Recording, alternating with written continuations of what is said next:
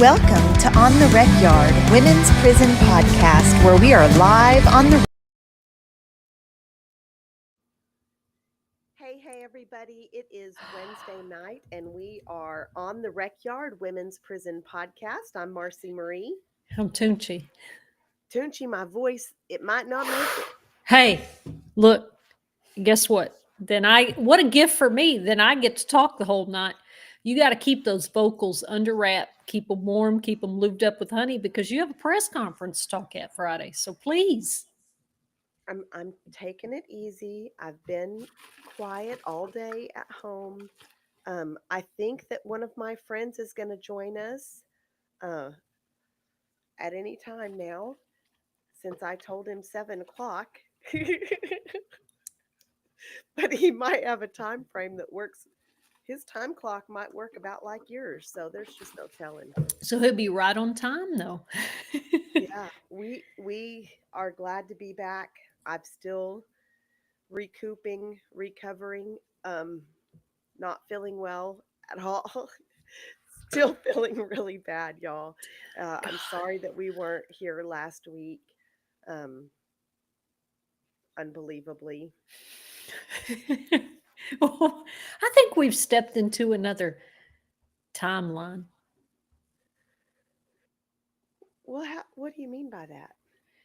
So the thought is that there's multiple universes, that we live in all these parallel universes. And then when something shifts, then you go into another timeline. You go into a reality it's almost the same as yours, but it's a little bit different. How do we get back? Well, if time is moving forward, then you don't get back. Well, if time's moving forward, but they're parallel timelines, we don't go back, but we go over. How do we go over? I don't have a good answer for that. You know, a lot of people said they felt something shift over the past couple of years. Something weird, something strange that was hard to articulate. We're in another timeline. So in this timeline, we have all this cuckoo madness happening. Who were we this time last year? We felt full of joy and happiness and good health, and then all of a sudden something shifted underneath our feet in a way that almost feels, I don't know, universal, mysterious. It's a whole thing we could do a whole episode on. Multi-universe. Who in the audience knows about multi-universe theory? Listen, we are a women's prison podcast. I feel like we might be veering away. We have open lines tonight. If y'all want to ask questions, we're here for it. We're just chilling because in this timeline, Toonchi and I don't have our shit together. Jerry says she can barely hear you. Jerry, Marci's voice is real messed up, and I'm going to tell you something else you don't want to hear, Marci, is that I hear feedback. Not working? Oh, that's good. Hold it close to your face. You're hearing feedback? Yeah, I can hear my voice with a little bit of a time delay. Do you remember how we are supposed to hop on a little bit early to do sound checks and things? That's what I thought. Okay, I didn't. I barely made it. Thanks for the sound check, Jerry. I appreciate you.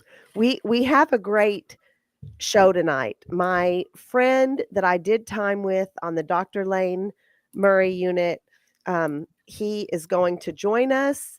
He's going to help answer questions. He's going to help tell prison stories because we are just chilling.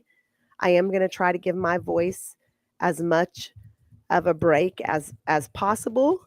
And if I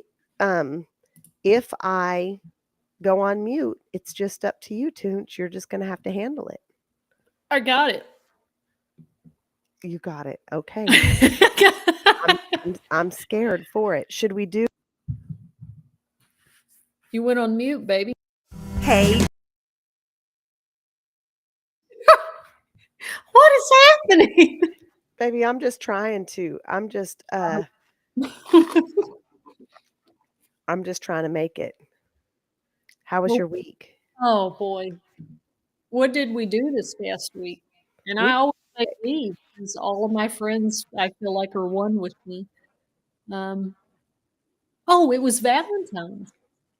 I got me a little room downtown, went to a burlesque show, went out, invited Melissa and Charles to hang out, and just treated myself. And then came home Saturday at 8 and had a team meeting. Saturday morning back to work. Yeah. We've just What'd been you do? surviving. We've just been surviving, honey, at our house. I think you were on the side of the road Valentine's Day.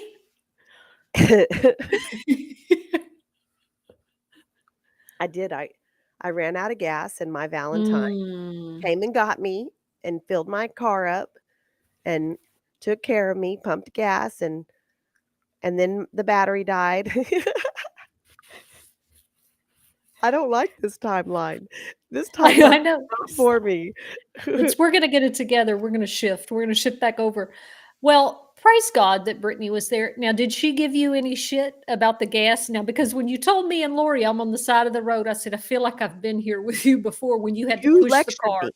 You I did. lectured me I while I did. was cold on the side of the Hey. road with children in the back seat. You lectured me. No, my honey did not. She didn't even I called her and she said, "I'm on my way. God I'm bless on my" her. didn't give me any shit. She said, "I'm not even gonna stop at home to get the gas can. I'll buy one at the fuel station." She Well, went, rescued me and didn't even say didn't e she hadn't even brought it back up. God, Brittany is a saint. This is why I'm Brittany, single. she is. She's a king. She really is.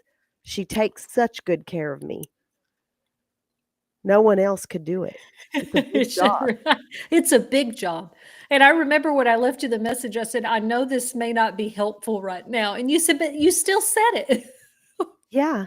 If you have to start the sentence with, "I know this might not be helpful," it's probably you should just stop. You should stop right there. Jerry, my daddy swears by those Alka-Seltzer Cold and Flues, and I've been taking them, honey. I have. Thank you for that, Jerry. Let's get, Vic on here. And y'all need to come in with the questions. I see y'all piling in. I see y'all watching. I see you, have joined, and we're ready. We're ready for some questions. If you have some questions about what I was like in prison, Let's this man ask right Vic. here, Vic he knows knows. it. He knows all the dirt. Mm. Welcome to the rec Hey, yard, Vic. Welcome how's it back to the going? rec yard. It's been a while. Yeah, thanks so much for hopping on. Um, when I woke up this morning, my voice, I could tell, it does Mm, this mm, thing mm. where it doesn't sometimes I won't have one, and I do need it for Friday for that press conference, so I appreciate you, coming for Prison Talk, and, um, I know that I know that our folks will have some questions for you. Eric is telling you hello, uh, and I don't know if y'all have met in person or not at an event or something, but, surely Eric has seen you on the rec yard before, Hi, and Eric. Julie, come on with your question. Come on, Julie, get the questions going. So Marcy, I mean, me and Vic, if you just want to go on mute. I'm teasing you. I'm teasing you. I'm nervous about this voice thing, y'all, because when Marcy lost her voice a couple of months ago, it was some hard times. It was some hard times for her and scary times for me because it's well, it's frustrating, right? When you can't talk, when you can't say what you want to say, and so we're here to support you tonight and to talk about you. Vic, tell us a Marcy story. Tell us what Well, this whole did at Lane Murray that was outrageous. We want to hear it. We want the dirt. I have a question real quick. Okay. How does Brittany feel about you losing your voice? I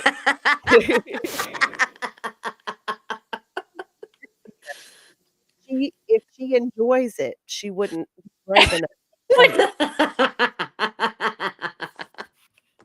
it. You know, it's that's I think that's a question that everybody thinks about, you know, like our partner must be happy when we lose our voice.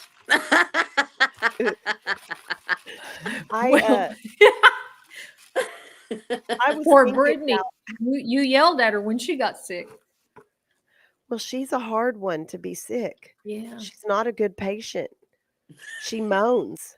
Oh, She bless moans her in her heart. illness and keeps me awake doing it sometimes, and I do get snarky with her. Well, it's like that SNL clip I sent you where the couple is trying to do the cold medicine and she's trying to talk and he's like, "Ah, ah." I said, "Oh my God, that is Marci and Brittany right there." Literally. Literally. Um, and That's funny. Pun is your prison nickname, and I didn't Mhm. mean to throw that out there. Vic is and still, like, today, when I went to search your name, I still put the P first. I do that every time, and I'm like, "Wait, that's not his name." That's Um, funny. I do that. In fact, I do that with a lot of folks. I do that with Peaches. She's Peach in my phone, and when I go to search her on Facebook, I put the P first, and her name is Chanel. It's not Peaches. That was her prison name, but I in my mind, that's how it is forever. But Vic did time with Brittany also. They knew each other on Lane Murray, and Lori's coming in hot with our first question. Lori's asking Vic, "How long did you do?" I did a total of 14 years altogether. 14 years. Now, was that all at Lane Murray or other places? No. I also did time at Hobby unit. I did about 5 flat at Hobby. Mm. You know, that consists of, I think we do a lot of county jail time. And that's because you have, you know, you go in, you go through the booking, you go through all that stuff. And when you're like going through your case, it takes a long time, you know, to go through all that. Some people are in there for years, you know, before they actually get sent off. Mm. Ooh, that county jail time is God, rough it's too. rough. It's God, rough. I remember just laying under my blanket, like trying to sleep as many hours as I could, Mm. and just Yeah. kind of being in that little phasey, hazy, weird Mm-hmm. place where you're not fully awake, but you're aware of things going on around Ugh. you. Right. County was Ugh. Marci, I remember that feeling. It was like you've slept so much that you literally cannot sleep anymore, but you'll still kind of stay in this weird space of in between. And it just, oh, like I can feel my head hurting, like I can feel my body hurting just from just laying and trying to sleep hours away, days away. and the county jail food. I mean, prison food wasn't great. It wasn't great, and certainly not on Murray or Hobby, but it was better than the county food I ate. Uh, golly, Okay. Yeah, Uriah. That's right. So I didn't recognize the name Eric, but yeah, I've kept in contact with Uriah, met Uriah on TikTok. So Uriah is asking about if selling products. I've been working on a business for some time now, and I actually just started ordering the products to make my stuff. So in the next couple of months, I should be up and running with that. Thank you for that question. that's So I see incredible. I Well, seen another question on there. No, Marcy was already there at the Oh, Lane Murray unit before I got there. man, she was already there. We were looking. Anybody out there that knows when Marci got there, when she came with her little clutch in her bag, looking around. I can't even imagine it, Marci. I was in the Nervous. holding cell. See, when you're a new boot, well, not a new boot, when you're a newbie on Lane Murray, you go into the line control building right across from the lieutenant's office, and you're in this holding cell. while you're waiting, and laundry comes and brings you your towel roll and your blanket and all of that, and then you have to see UCC, and then you get your housing. It's this big production, but while you're sitting there, the SSI for line control is sizing you up. Mm. And they're going to ask, they want to know what you're there for. They want to know how long you got. They're checking you out if you're like cute or not, or yeah, it's real serious. And I remember being like, this is the real deal. But I'll tell you what scared me when I got there. One of the girls had saw UCC and came back with a red band. She was G4. Mm. And the other girl was like, "Ooh, that's bad. That means what'd you do, girl? You did something bad." And that made me real nervous.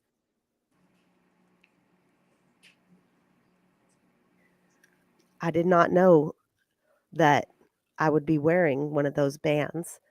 Not Was it- once, not twice, but 3 times. God, I was thinking the other day how you always give me shit about how I did my time, that I never.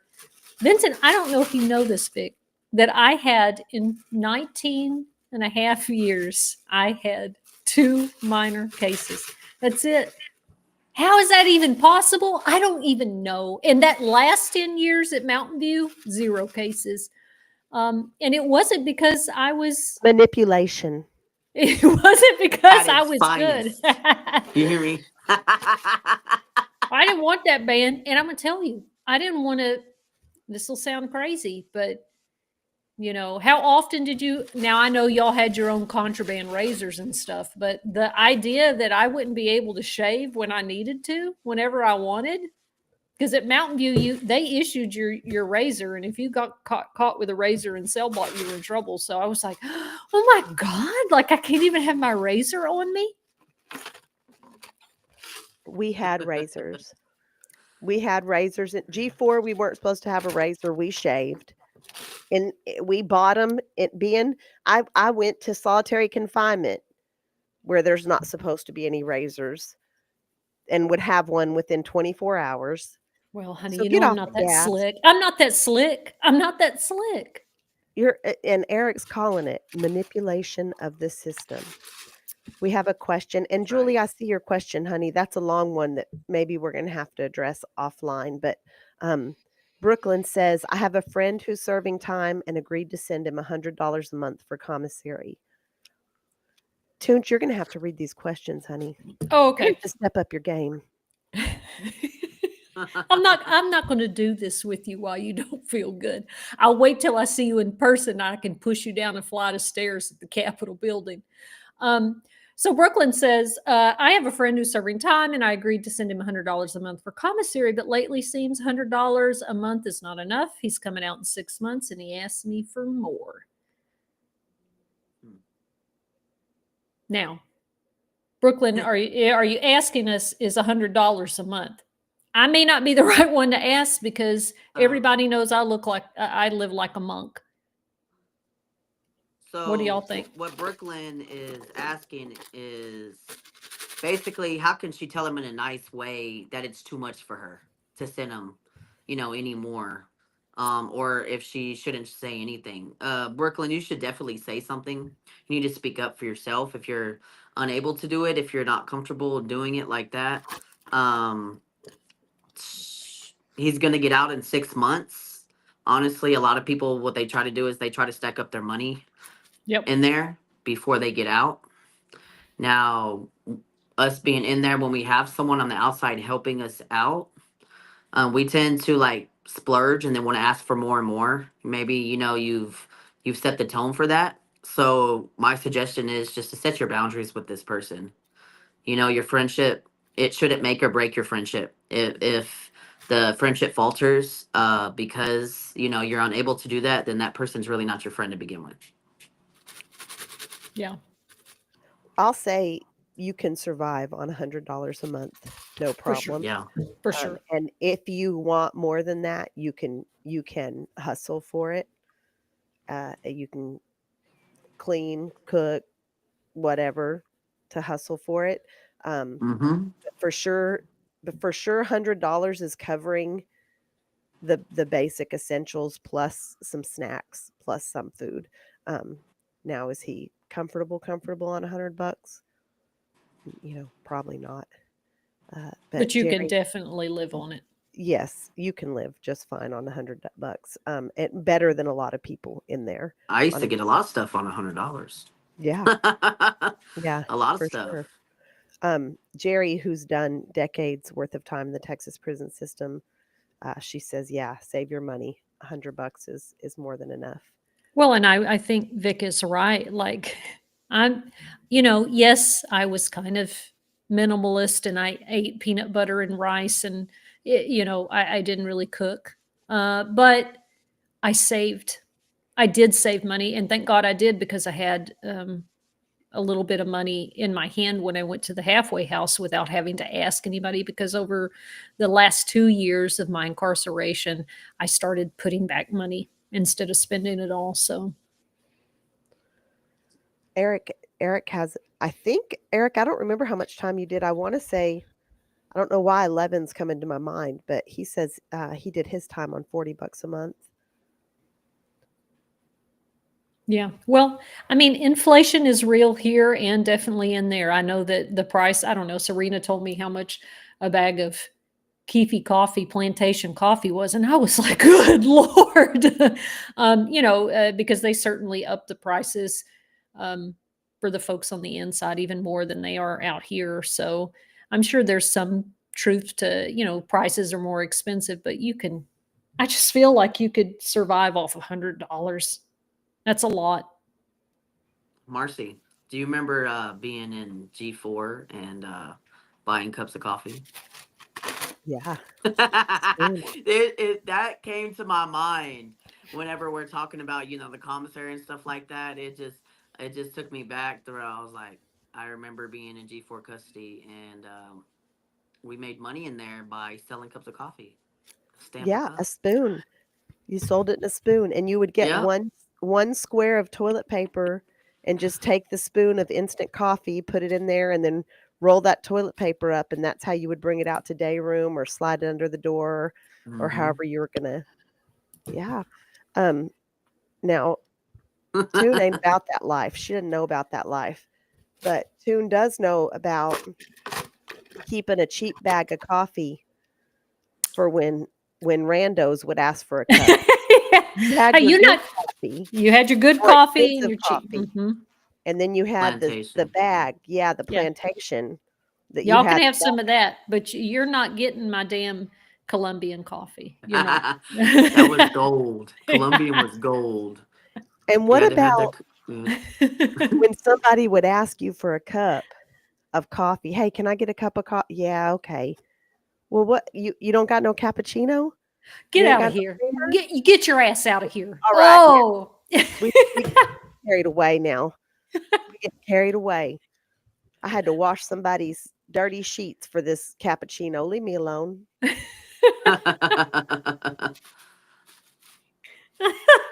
Marcy, that's right. Yeah. Well, Mm. and it's not, I think I had such a people knew me so well that first of all, a lot of people didn't ask often.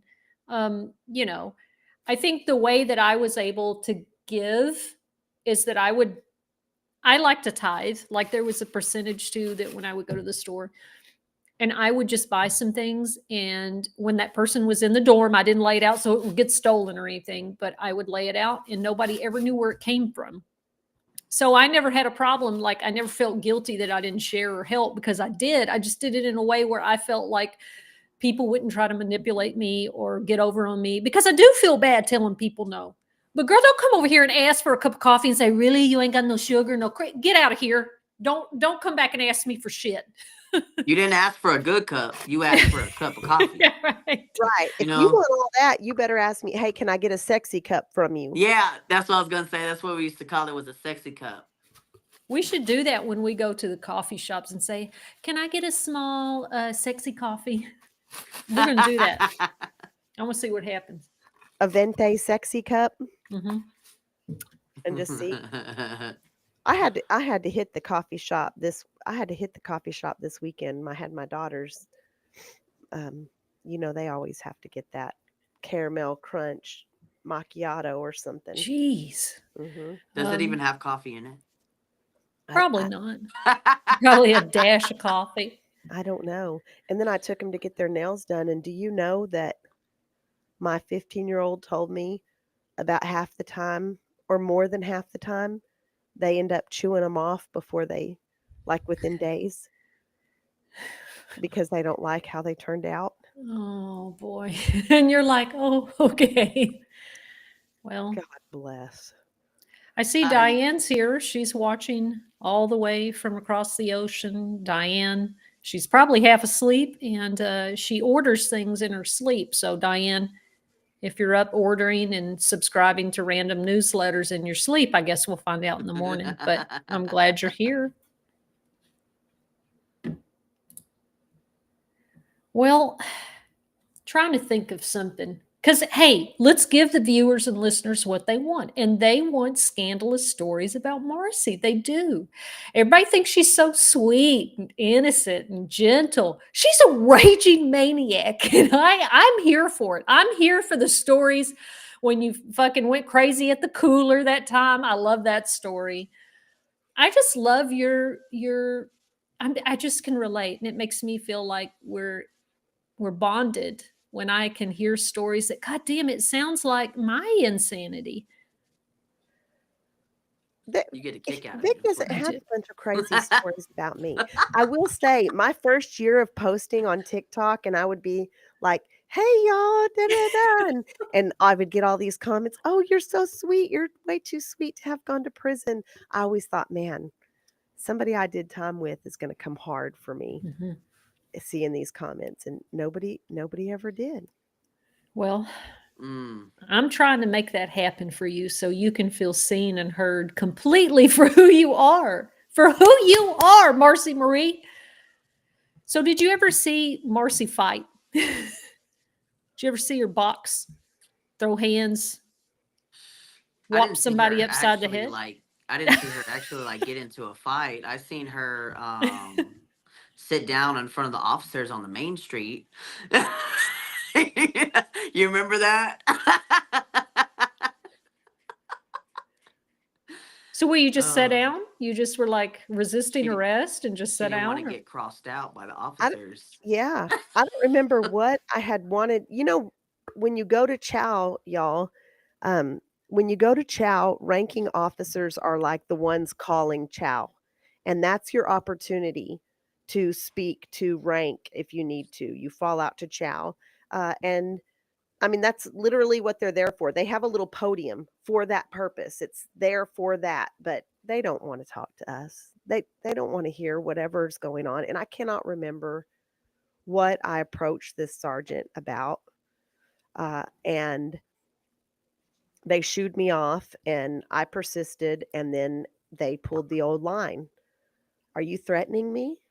I'm starting to feel threatened. And that's what the laws do when they want to cross you out and say that you intimidated them in some way. And so I just got down on my knees and put my hands behind my back and said, I am absolutely not threatening you. Do you feel safer now? Does this make you feel safe? I see there's some unhingedness in that I really resonate with, right? Because it's well, and we know having borderline personality disorder is that sometimes the only time to get someone to hear is to escalate and to escalate in a way that you cannot ignore. That's what our childhood taught us, and so well Yeah. done. Well done. Let me turn my heater off.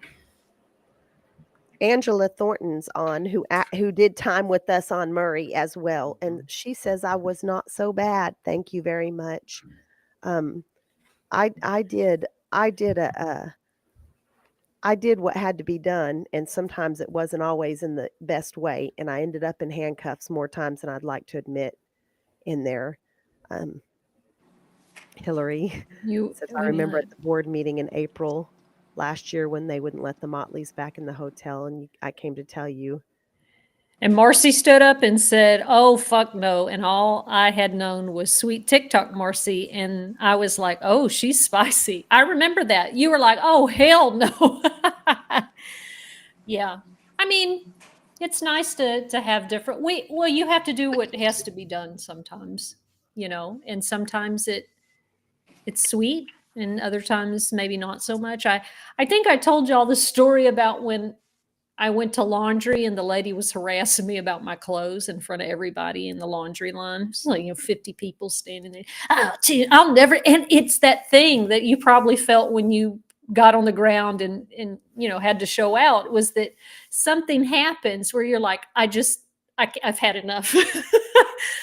And I just twirled around because she wanted, let me see your pants. You better show me. And I twirled Hmm. around in a circle and said, I'm your whore. I'm your whore. Look at me. Watch me dance.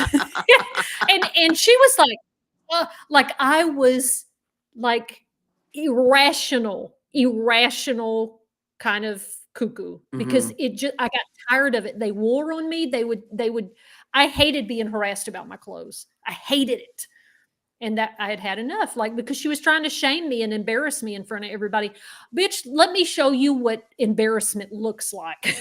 She was like, go back, go on, Toon, go. Because when I would act like that, it would surprise people. It would kind of take them aback because I never acted like that. Push me. And it's like, what just happened? You got to be Yeah, unhinged sometimes. my first 2 years of hobby unit was hell.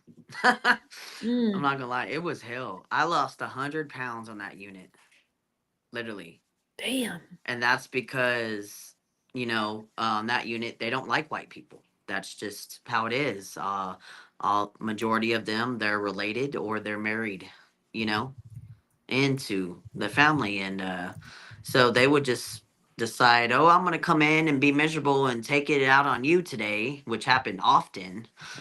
And I would get refused to come out of my cell. I couldn't go to chow. I couldn't go to pill line. I couldn't go anywhere. And so I would go off because I have BPD as well. Mm, And I would just be going off and going off, going off. Rank will come. Nothing would happen.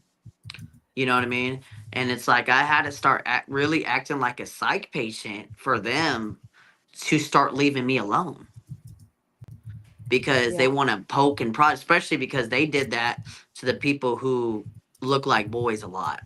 You know what I mean? mm, Yeah, I They think thought that they. we saw that for sure. Like there was a Mhm. level of like I often say, like everybody got treated like hell in there, but there were levels of it. And Yeah. me as a cis presenting white girl, I got less, probably the least. Hmm.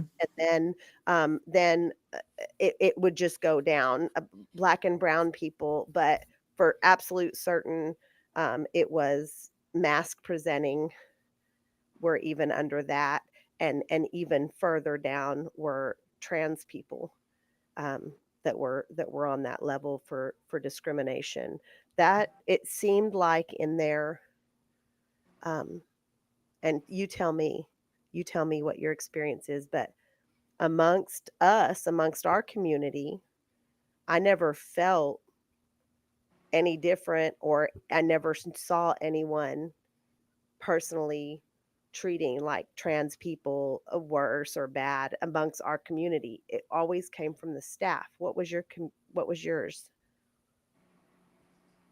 What was Are your you asking me? experience with that? Yeah. mhm. Yeah, what was Oh. your experience with that? Like, did you feel as a trans person housed in a female as a trans man housed in a Hmm. female prison, did you feel like discriminated against from other people that were incarcerated, or did it come from staff? It was from staff. Like all the issues, except for once in a blue moon, and that wasn't even targeted at being trans. That was more like people bringing up a race thing, so they wanted to, act out, hatefully, for whatever they were dealing with. But no, it was the staff. The whole squad really had some Yeah. staff that was really just out of line at hobby, more so.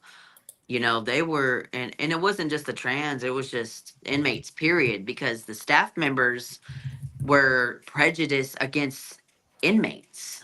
You know what I mean? That's the first time I've ever even seen that in my life. I didn't even know that was a thing, you know, that that existed.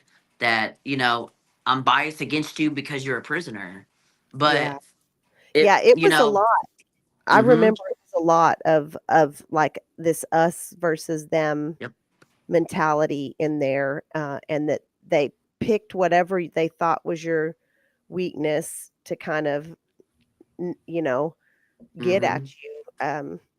Yeah, but amongst our community, I feel like we really were in the trenches together. I don't know. And my friend, well, Peaches, which you did time with Peaches, Mm-hmm.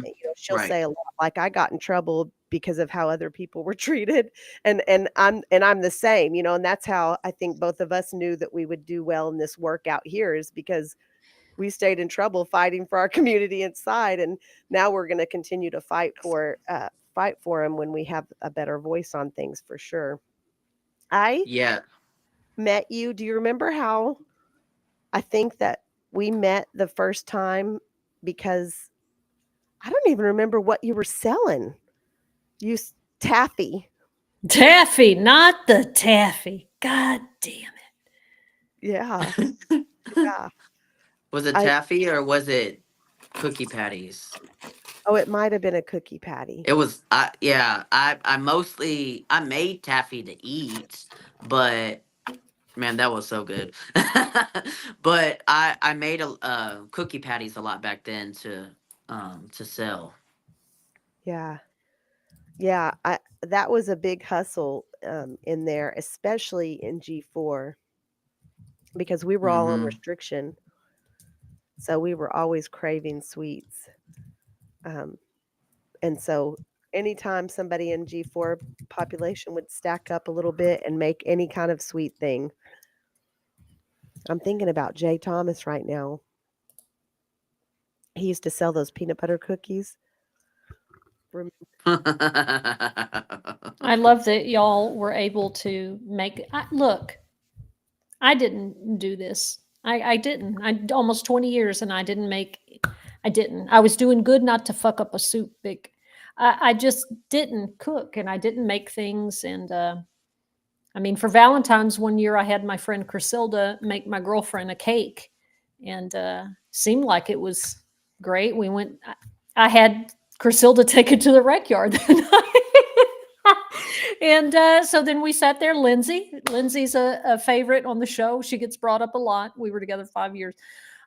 Lindsay, sorry if you're watching this, but the hair that you found in the cake that night was Crisilda's. It wasn't mine. And I'm sorry. I'm sorry. And then I remember she pulled it out because Priscilla had little short bob. And she was like, "Oh, there's a hair." And I was like, "Oh," she was like, "Oh, honey, don't worry. It's just your hair. It's no big deal." And I'm thinking, no, it's Crisilda's. And she thought I made that cake. I did not. I didn't make it. Marcy was a great prison cook. I remember I wanted her to make me some enchiladas, so she was like, "Bring me the stuff." I said, "Okay." Man, them enchiladas were bomb. You know, Marcy, everyone says this, but I don't think you've made me well, you made stuff at Thanksgiving, didn't you? Or did What? you buy it? No, what did I bring at Thanksgiving? I don't even I don't remember. remember. It I was, I drove think, 3.5 hours to get there. I remember that part. so What that did was you make for Thanksgiving? I made a That's right. delicious HEB cobbler pie. I did make something because I remember having to keep it warm in the back seat. It was it was vegetables, wasn't it? It was veggies and stuff. Yeah. You need to make enchiladas then. Make us some prison enchiladas. I made enchiladas You one stopped time her for mid drink. for my prison TikTok family. I made enchiladas for them one time. They were coming from all over the country and they were coming to Houston. We were meeting up in Houston. I Oh, thought, yeah, I got to fix something that's for, right. my family, my TikTok family. Well, did they like it? I'll Mhm. let that slide. They liked it. Good. Good. I don't think Carrie Blakinger ate Yeah. any. Well, she's picky. She's a real picky eater.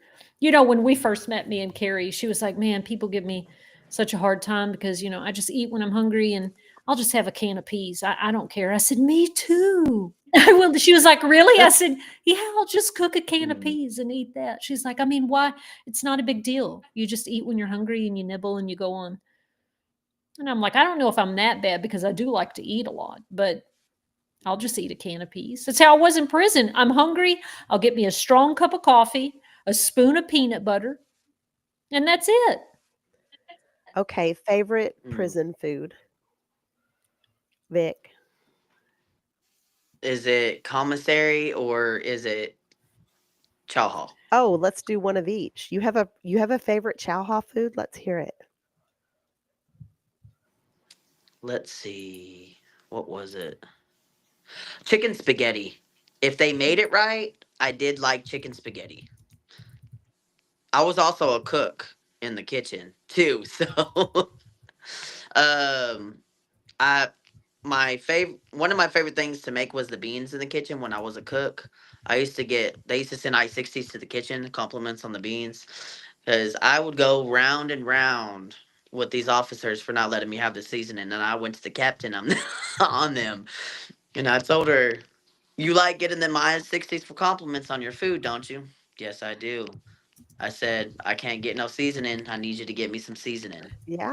They went to the back and brought out all this seasoning. "Is this enough for you?" Yeah. And I just want to say when we would or anytime I make a video about how the food was bland or blah blah blah, um every officer in Texas or across the country, frankly, it feels like wants to comment on there. That's because they steal the seasonings, but not always. It's not always about that because sometimes the laws just don't want to take somebody back there to get them because they're locked up and you have to be escorted by the law with the key, and the Mm-hmm. officer has to stand there while you're getting your seasonings. It's like cocaine back there Mm-hmm. or something real serious. Yeah, they got to the point where they're like, "Okay, screw it," and they would bring out these jugs and just set them there. Well, why do you think people are stealing them if you just have them in their Right. face, a big bulk of them? you know, here's some candy. Don't take it. Jerry says, I mean, "Yeah, yeah. Um, crushed up potato chips, add spam and cheese." Hey, Like, that's good. If you make a potato out of Lay's, cheese, and spam, mm, Alexa used to make us that a lot.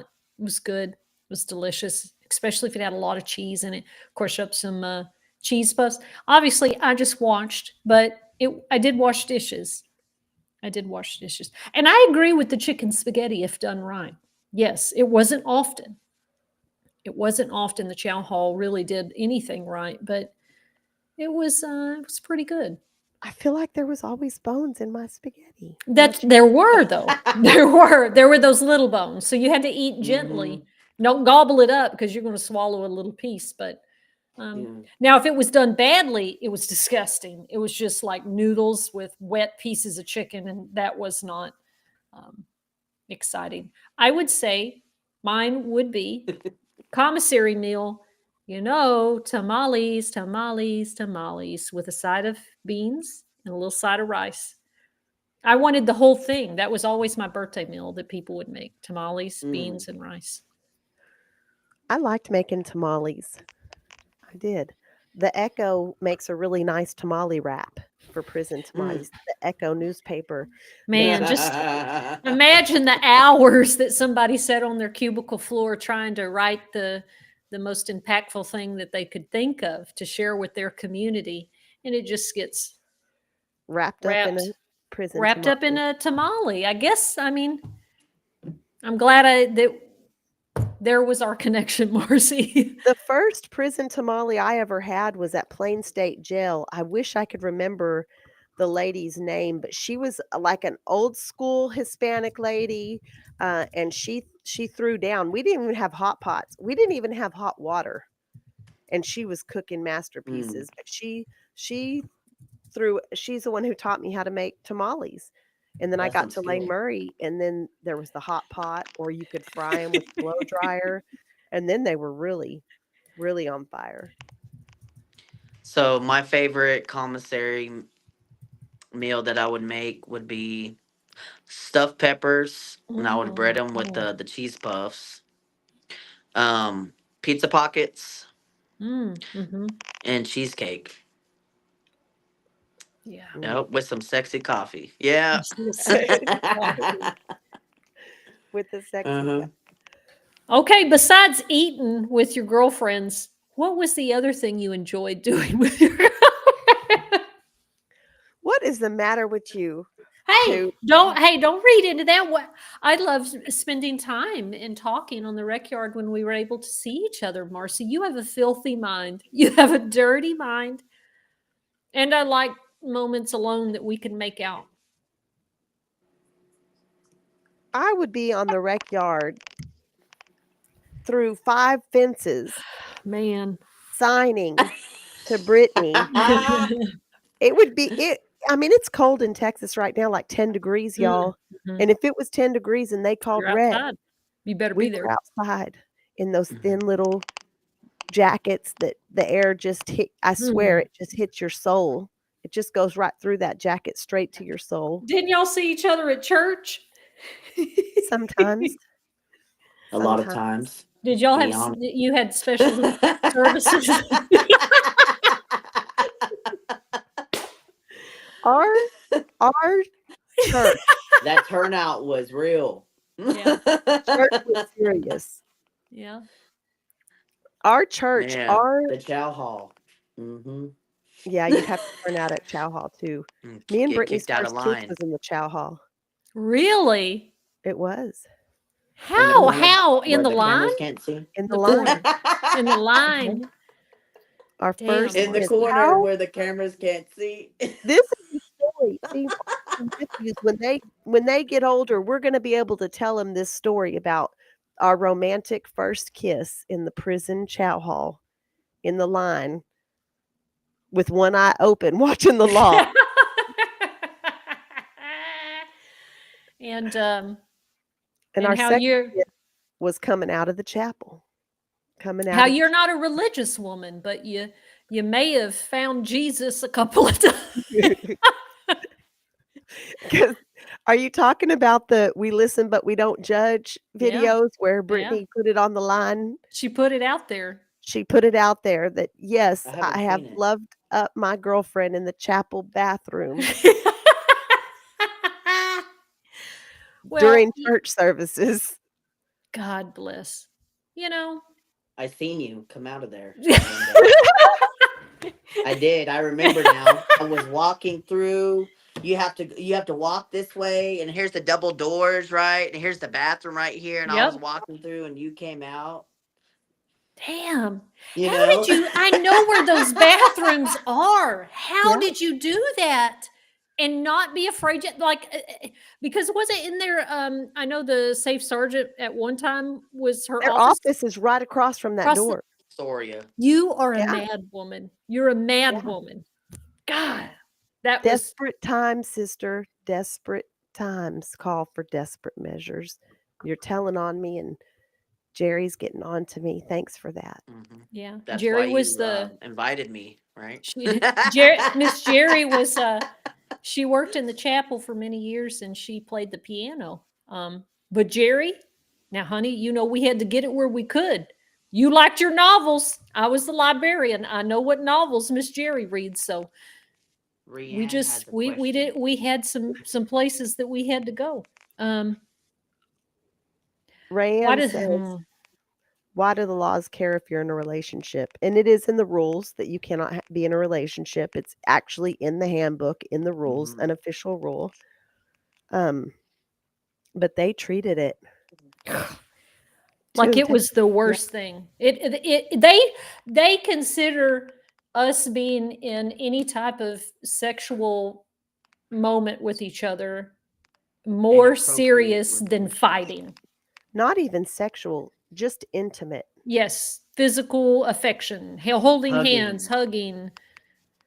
hugging. A tiny consoling kiss. someone when they're going through something, whether they lost a relative or, and that was a real big thing was, somebody lost a loved one, you know what I mean, back home while they're in there. That's a very hard thing to go through while you're incarcerated.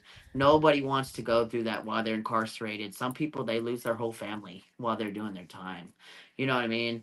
And is you just they just break, and you have to learn how to be strong in that place. You're either going to lose your life or you're going to get stronger. You know what I mean?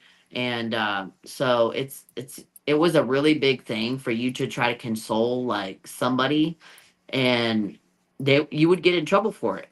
you know it there's some things, it was just really inhumane. Yeah. Yeah, it was wild. I think that they cared more. Like they would get excited to catch someone in an intimate act and Yeah. like call an ICS like it was Panicked, freaking out, eh, screaming. officers would all come in. I mean, they cared less about a fight. Um, and and Rayanne, we don't know why. I think why. What is your opinion on that, Toonch? Why? I think it's because, honestly, it is so taboo in a lot of, because a lot of these prisons are still in rural areas, right? Even though we are where we are in society, it's still ingrained in their culture to have this type of reaction. And also I think it just mirrors the control and the over policing of women, and queer people in relation to their body and sexuality, right? Like it is this extreme response, um, to us having just agency over our sexuality and our bodies that is, I mean, we see it out here. It's just even worse inside of a prison or a jail. That's what I always thought it was.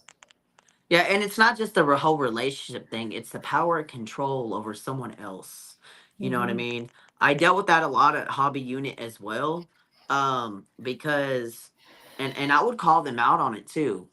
And they would get so mad. A lot of times those officers, the women officers, they were in abusive relationships at home, you know? And so because they had no power and control at home, they would come in there and have control over someone else to try to make themselves feel better. You know what I mean? And it's really sad because it's like the abusee becomes the abuser, you know? And then they have the power to take your parole, to really just, you know, uh admit harm to you, because it is harmful. When you're sitting there doing something to someone knowing that you could take their parole, trying to do that, it's evil, you know? You could lose your parole over a kind of kiss Yeah. Yep. in there. I mean, that's a Or holding serious hands, for holding hands. That's one of major the disciplinary. biggest Sex disciplinary case. offenses in a women's prison. And it is a sex case, whether you're holding hands or touching someone's hair lightly or any kind of Hmm. intimate act like that. Side note. But what's even crazier is a lot of the ones like at Lane Murray, the ones that were trying to catch you and all that stuff, they were getting caught up in the picket, having sexual relations, Yeah. giving some dome to the officer in the picket and all kinds of crazy stuff. We did have cops getting caught doing that. And I understand, especially if you're working the night shift. That's a long 12 hours in that picket, but yeah, this is serious. I Married men and women cheating on their spouses with, Hey, that was walking the the best units with gossip. their work wives. That Mhm. was the best gossip though. When you had a It law that was. would come in talking about his new baby at home and his wife and da da da, and then you watch a work relationship bloom. That was big Oh yeah. gossip. And what's even more is you would watch it happening. It was like the prison soap opera, you know? You don't need a TV. We were on cell block, you know what I mean? We don't need a TV in there. We got TV outside, out the picket. you know? No, we just learned how to live in there. You learn how to live. You learn how to do what you need to do, what you want to do, how to stay out the way out of the officers. And a lot of times you would get a lot of them officers that they would tell you, you stay out my way, I'll stay out yours. All right, cool. You know, but some of them will try to fight you if you made them do paperwork. I mean, Yeah. Yeah, literally. it's a whole different world in there. It's a it's a very different world. And you know what I noticed? This is, something extra I'm putting in there, but when my wife got out of prison, I became responsible for a human being like never before. I was responsible for her emotionally, physically, just in all aspects. And I remember the innocence when she got out of that world and came into this world. The transition was not easy. Like, she went through a lot of things. She had episodes every week. It got to where it's multiple times a week. It's like a culture shock. You know what I mean? But my point is, you have an innocence when you come out of there because you're only subjected to certain stuff. You know what I'm saying? You have your meals. You don't have to worry about a lot of this stuff. That's why a lot of people who do a lot of time, they can't function when they get out here, is because we don't have the responsibilities of bills, you know what I'm saying? Or having to work for this, or having to worry about getting your hours cut. So you're not going to make as much money, this pay period as you normally do. So what, you can pay or have to figure it out. And the hustle in there is different from the hustle out here. You know what I'm saying? It's like I went through this past year alone has been really trying for me. You know what I mean? I kind of I lost myself and I'm getting myself back, and mentally it was very very trying. You know what I mean? And so you go through a lot of stuff out here that you'll never go through in there. And you'll go through stuff in there that you'll never go through out here. So it's just two very very different worlds. Oh, 100%. A lot of people, I think we feel like as long as when we get out of prison, everything will be okay. Right. No, Right. and it just doesn't work that way. Um, yeah, reentry is no joke, and um, I would rather deal with the problems out here than the ones in there, 100%. Right, and I would rather have my family. But there are things that I miss in there. There are definitely people I miss, and definitely moments and times that I miss. Um, but yeah, yeah, yeah. Well, Toonch, my voice is not going to make it. Well, we did as much as we could, and we had some good times, some laughter, some Yeah. good insights. I think we've made it to the hour. We really have. Thank you so much for joining us, and thank y'all for Thank hanging in you. with us through me and Toonch trying to get healthy. And everybody just put a little positive air for me to make this press conference on Friday, for my voice to make it. We will be back here next week, Wednesday night, 7 p.m. on the Recyard Live. Thank y'all for liking the live. Thank you for sharing it. Thank you for commenting. Hmm. All of those good things. If you're listening wherever you hear your favorite podcast, please leave us a review, and we will see you all next week. Thank y'all for